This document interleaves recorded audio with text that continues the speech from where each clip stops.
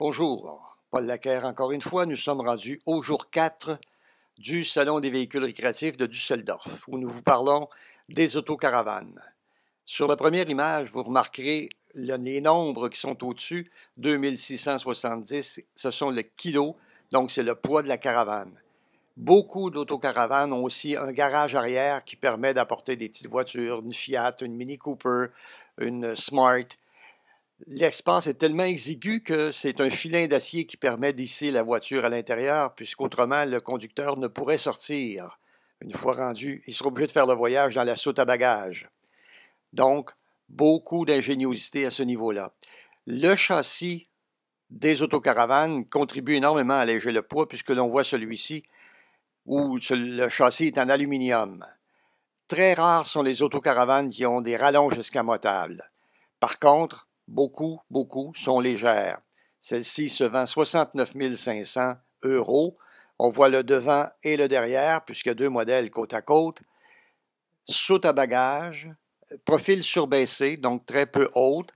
Et à l'intérieur, malgré tout, on trouve une finition de qualité. Comme souvent le garage, la soute à bagages à l'arrière prend beaucoup de place, le lit, la couchette arrière est surélevée. Par contre, d'excellents matelas mousse que l'on retrouve à peu près partout. À l'extérieur, dans les coffres, les soutes à bagages, remarquez la quantité de joints d'étanchéité et la qualité de fermeture de ce mécanisme. La petite rondelle blanche que l'on voit est un aimant. Donc, lorsqu'on ouvre la porte, cet aimant-là, vient s'appuyer sur un autre et ça maintient la porte ouverte. Alors, c'est un système extrêmement ingénieux qu'on ne retrouve pas chez nous. À l'intérieur, on trouve aussi des matériaux de qualité. Souvent des laqués qui donnent beaucoup d'éclat à l'intérieur. Remarquez aussi le lit à l'avant qui est remonté au plafond. Et les lavabos, les poêles sont aussi d'excellente qualité. La manette que l'on voit sur la gauche permet d'opérer le fond du panier, donc pour ouvrir ou fermer le lavabo. Ici, le lit de grande dimension occupe tout l'espace arrière. Les sanitaires, on en a parlé hier, sont d'excellente qualité aussi. D'autres intérieurs sont plus sobres cependant. Semble-t-il que les Français surtout aiment les couleurs pâles et que ce soit discret. Ici, un îlot central que l'on doit contourner pour accéder à la chambre. Cela crée énormément d'intimité et le lit devient accessible des deux côtés à la fois. Ce modèle porte le nom de Flare, mais il n'a rien à voir avec ce que Fleetwood nous avait habitué, une machine de bas de gamme. Ici, on est vraiment dans quelque chose de très joli et de bien assemblé. Alors, grand téléviseur à l'avant, siège confortable en cuir, intérieur très aéré, plancher, des tiroirs avec un mécanisme de fermeture automatique. C'est de la place pour les ustensiles tant que vous en voulez, du rangement dans le tiroir du bas. Ce véhicule récréatif offre un excellent rapport qualité-prix puisqu'il est vendu pour environ 140 000 €, ce qui fait grosso modo quelque chose comme 180 000 $. Alors, c'est une belle machine. MAN est une compagnie qui fait des châssis sur lesquels beaucoup de constructeurs vont aménager. Celui-ci a pour nom le Phoenix et il est vraiment aussi très luxueux.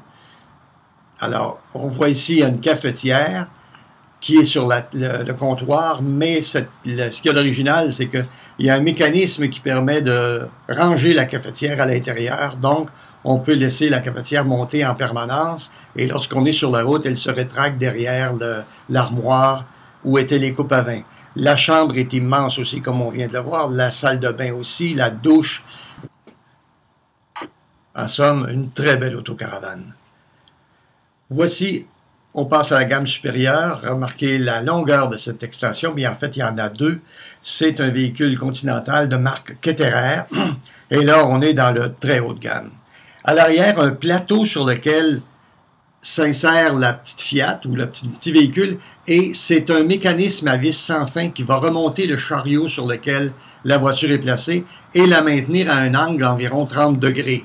Si vous remarquez sur la gauche, on voit aussi des vélos qui sont rangés. Une petite extension minime, mais une allure très dépouillée. Belle machine, inabordable cependant. Oh, un Américain, un Méridien, de Itasca, qui n'est pas un modèle haut de gamme, mais qui coûte quand même assez cher ici en Europe. Demain, nous vous reviendrons avec les caravanes et le camping léger. À demain!